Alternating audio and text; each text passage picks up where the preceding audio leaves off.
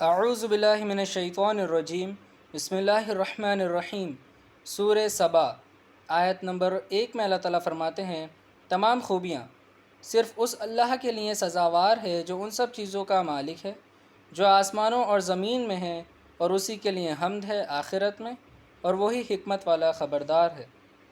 آیت نمبر 2 میں اللہ تعالیٰ فرماتے ہیں، وہ جانتا ہے جو بھی زمین میں داخل ہوتا ہے اور جو اس میں سے نکلتا ہے، اور جو آسمان سے اترتا ہے اور جو اس میں چڑھتا ہے، اور وہی رحم والا بخشنے والا ہے، یعنی اللہ تعالیٰ۔ آیت نمبر 3 میں اللہ تعالیٰ فرماتے ہیں، اور کافر کہتے ہیں کہ قیامت ہم پر نہیں آئے گی، تو اے نبی مکرم محمد صلی اللہ علیہ وآلہ وسلم، آپ ان سے فرما دیجئے کیوں نہیں آئے گی، میرا رب عالم الغیب کی قسم، میرے رب عالم الغیب کی قسم، وہ تم پر ضرور آ کر رہے گی، ذرا بر چیز بھی اس سے پوشیدہ نہیں ہے، یعنی چھپی ہوئی نہیں ہے، نہ تو آسمانوں میں اور نہ ہی زمین کے اندر، اور نہ کوئی چیز اس سے چھوٹی ہو یا بڑی، مگر یہ سب کھلی ہوئی کتابیں لکھی ہوئی ہے، یعنی قرآن شریف میں۔ آیت نمبر 4 میں اللہ تعالیٰ فرماتے ہیں، تاکہ جو لوگ ایمان لائے اور نیک عمل کرتے رہے ان کو اللہ اس کا صلہ عطا کرے، یہی وہ ہیں جن کے لیے بخشش اور عزت کی روٹی ہے۔ آیت نمبر 5 میں اللہ تعالیٰ فرماتے ہیں، اور جن لوگوں نے کوشش کی ہے اللہ تعالیٰ کی آیت میں عاجز کرنے کے لیے، ان کے لیے سخت دکھ دینے والا عذاب ہے، یعنی غلطی نکالنے کی کوشش کی ہے یا یہ بولنے کی کوشش کی ہے کہ یہ آیت غلط ہے، تو اللہ تعالیٰ نے ان کے لیے سخت دکھ دینے والا عذاب رکھا ہے۔ آیت نمبر 6 میں اللہ تعالیٰ فرماتے ہیں، اور جن کو علم دیا گیا ہے وہ جانتے ہیں کہ یہ قرآن جو رسول اللہ صلی اللہ علیہ وآلہ وسلم کی طرف آپ کے رب کی طرف سے نازل ہوا ہے، برحق ہے، اور وہ اللہ غالب محمود کی راہ کی طرف ہدایت کرتا ہے۔ آیت نمبر 7 میں اللہ تعالیٰ فرماتے ہیں، اور کافر لوگ کہتے ہیں کہ ہم تم کو ایسا آدمی بتائیں جو تم کو خبر دیتا ہے کہ جب تم مر کر پارا پارا ہو جاؤ گے، یعنی ریزہ ریزہ، جیسے ہڈی ہو جاؤ گے، ہڈی بھی چورا چورا ہو جائیں گی، تو تم از سر نو پیدا ہوگے۔ آیت نمبر 8 میں اللہ تعالیٰ فرماتے ہیں، کیا اس نے اللہ پر جھوٹ باندھا ہے یا اس کو جنون ہے؟ یہ بات نہیں ہے، بلکہ جو لوگ آخرت پر ایمان نہیں رکھتے وہ عذاب اور دور کی گمراہی میں ہیں۔ آیت نمبر 9 میں اللہ تعالیٰ فرماتے ہیں، کیا انہوں نے نہیں دیکھا آسمان اور زمین کو جو ان کے آگے اور پیچھے ہے؟ ہم اگر چاہیں، یعنی اللہ تعالیٰ اگر چاہیں تو ان کو زمین میں ڈھسا دیں یا ان پر آسمان کے ٹکڑے گرا دیں، اس میں ہر اس بندے کے لیے نشانی موجود ہے جو رجوع کرنے والا ہو۔ آیت نمبر 10 میں اللہ تعالیٰ فرماتے ہیں، اور اللہ تعالیٰ نے داؤد علیہ السلام کو اپنی طرف سے برتری بخشی، اے پہاڑوں تم ان کے ساتھ اللہ کی پاکی بیان کرو، اور پرندوں کو بھی حکم دیا، اور ہم نے یعنی اللہ تعالیٰ نے ان کے لیے لوہے کو نرم کر دیا، یعنی داؤد علیہ السلام کے لیے اللہ تعالیٰ نے لوہے کو نرم کر دیا۔ آیت نمبر 11 میں اللہ تعالیٰ فرماتے ہیں کہ تم پورے زرہ اور کڑیوں کو اندازے سے جوڑ دو، اور تم سب نیک عمل کرو، جو تم عمل کرتے ہو میں ان کو دیکھ رہا ہوں۔ آیت نمبر 12 میں اللہ تعالیٰ فرماتے ہیں، اور سلیمان علیہ السلام کے لیے ہوا کو بھی ان کے تابع فرمان کر دیا۔ اللہ تعالیٰ نے سلیمان علیہ السلام کے لیے ہوا کو سلیمان علیہ السلام کے کنٹرول میں دے دیا، اور اس کی صبح کی منزل 1 مہینے کی راہ ہوتی ہے، اور شام کی منزل بھی 1 مہینے کی راہ ہوتی ہے، اور ان کے لیے ہم نے یعنی اللہ تعالیٰ نے تانبے کا چشمہ بنا دیا، اور جنات ان کے رب کے حکم سے ان کے سامنے کام کرتے تھے، اور جو ان میں سے ہمارے حکم سے پھریں گے، یعنی اللہ تعالیٰ کے حکم سے پھریں گے، اس کو اللہ تعالیٰ دوزخ کی آگ کا مزہ چکھا دیں گے۔ اور سلیمان علیہ السلام کے لیے اللہ تعالیٰ نے جن کو بھی حکم دے دیا تھا کہ ان کے سامنے کام کرو، تو جن بھی سلیمان علیہ السلام کے لیے اور سلیمان علیہ السلام کے سامنے کام کرتے تھے، اور اللہ تعالیٰ نے کہا کہ جس نے بھی اللہ تعالیٰ کے حکم سے پھرے گا تو اللہ تعالیٰ اس کو دوزخ کا مزہ چکھائیں گے۔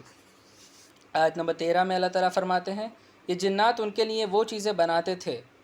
سلیمان علیہ السلام کے لیے جنات وہ چیزیں بناتے تھے جو وہ چاہتے تھے، یعنی بڑی بڑی عمارتیں اور تصویریں اور بڑے بڑے لگن جیسی تالاب اور دینگیں جو ایک ہی جگہ رکھی رہی۔ اے داؤد کی اولاد، تم نیک عمل کیا کرو، اور میرے بندوں میں شکر گزار بہت کم ہیں۔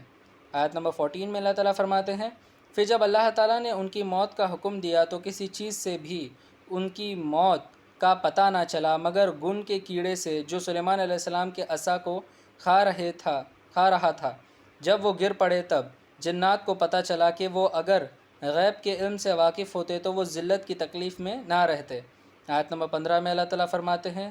اہل سبا کے لیے ان کے ملک میں نشانیاں موجود تھیں، یعنی 2 باغات کی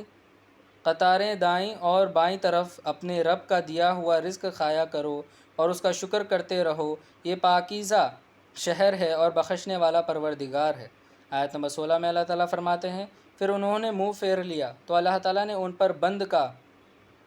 باندھ کا سیلاب چھوڑ دیا، تو وہ 2 رویا باغات تباہ ہو گئے، اور اللہ تعالیٰ نے ان کے بدلے میں اور 2 باغات دیے جن میں یہ چیزیں رہ گئیں، بد مزہ پھل اور جھاؤ اور تھوڑی سی بیریاں۔ آیت نمبر 17 میں اللہ تعالیٰ فرماتے ہیں یہ سزا اللہ تعالیٰ نے ان کو ان کی ناشکری کی بنا پر دی ہے، اور ہم ناشکروں کو ایسی ہی سزا دیتے ہیں۔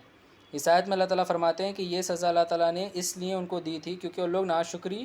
کرتے تھے، اور اللہ تعالیٰ ناشکروں کو سزا دیتے ہیں۔ آیت نمبر 18 میں اللہ تعالیٰ فرماتے ہیں اور اللہ تعالیٰ نے ان کے اور ان کے بستیوں کے درمیان جن میں اللہ تعالیٰ نے برکت رکھی تھی بہت ساری دیہات بنائی تھی جو نظر آتے تھے، اور ان میں آنے جانے کا اندازہ مقرر کر دیا تھا کہ تم رات دن بے خوف و خطر چلتے رہو۔ آیت نمبر 19 میں اللہ تعالیٰ فرماتے ہیں تو انہوں نے دعا کی اے ہمارے رب ہماری مسافتوں میں دوری پیدا کر دے، اور انہوں نے اپنے آپ پر ظلم کیا تو اللہ تعالیٰ نے ان کو افسانہ بنا دیا اور ان کو بالکل منتشر کر دیا، اور اس میں ہر صبر کرنے والے اور شکر کرنے والے کے لیے بڑی عبرتیں ہیں۔ آیت نمبر 20 میں اللہ تعالیٰ فرماتے ہیں اور شیطان نے ان کے بارے میں اپنا خیال سچ کر کے دکھا دیا کہ مومنوں کی ایک جماعت کے سوا سب اس کے پیچھے چل پڑے۔ آیت نمبر 21 میں اللہ تعالیٰ فرماتے ہیں اور ابلیس کا کوئی زور نہ تھا ان پر، مگر ہمارا مقصد یہ تھا کہ جو آخرت میں شک رکھتے ہیں ان سے ان لوگوں کو جو علم رکھتے ہیں ممتاز کر دیں، اور آپ کا رب ہر چیز کا نگران ہے۔ آیت نمبر 22 میں اللہ تعالیٰ فرماتے ہیں اے نبی مکرم محمد صلی اللہ علیہ وآلہ وسلم، آپ کہہ دیجئے ان کو بلاؤ جس کو تم اللہ کے سوا معبود خیال کرتے ہو، وہ آسمانوں اور زمین میں ذرا برابر چیز کا مالک نہیں ہیں، اور نہ ان میں ان کی شرکت ہے، اور نہ ان میں سے کوئی اللہ کا مددگار ہے۔ آیت نمبر 23 میں اللہ تعالیٰ فرماتے ہیں اور اللہ کے نزدیک کوئی سفارش کسی کے کام نہیں آئے گی مگر جس سفارش کی اجازت اللہ نے عطا کر دی ہو، یہاں تک کہ جب ان کے دلوں سے بھی بے چینی دور کر دی جاتی ہے تو ایک دوسرے سے کہتے ہیں کہ تمہارے رب نے کیا فرمایا؟ وہ کہتے ہیں حق فرمایا ہے، اور اللہ ہی عالی قدر سب سے بڑا ہے۔ آیت نمبر 24 میں اللہ تعالیٰ فرماتے ہیں آپ پوچھیں کہ تم کو آسمانوں اور زمین سے کون رزق دیتا ہے؟ آپ کہہ دیجئے کہ اللہ، اور بے شک ہم یا تو ضرور سیدھے راستے پر ہیں یا سری گمراہی میں ہیں۔